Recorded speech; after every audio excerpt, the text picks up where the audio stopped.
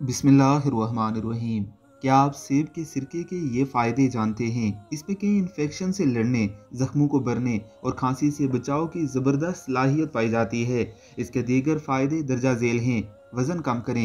इसके 1 या 2 चम्मच नीम गर्म पानी में हल करके पीने से वज़न में जल्द कमी वाक़ई होती है। ये निस्बतन उन लोगों के लिए जो उसे इस्तेमाल नहीं करते। ये पेट की चर्बी को भी कम कर देता है, मगर इसके साथ आपको अपनी खुराक से कैलोरीज़ को कम करने के साथ साथ जिस्मानी सरगर्मियों को बढ़ाना होगा।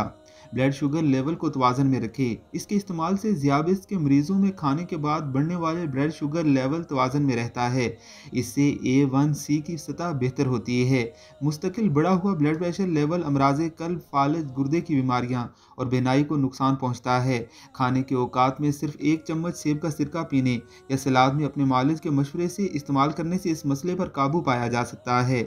जरासीम से बचाए। इसके एंटीस्पेटिक खसूसियात की बिना पर ये खानों में बैक्टीरिया को पैदा होने से रोकता है और सलाद का जायका बढ़ाने के साथ इसे ई कोली, सैलोमोनेला और दूसरे खुदबीनी बैक्टीरिया से महफूज रखता है। ताहम ये हर तरह के बैक्टीरिया के लिए कारआमद नहीं है। इसे जख्मों पर लगाने से गुरेज करें, क्योंकि इसमें शामिल एसिड जिल्द पर जलन का सबब बनेगा।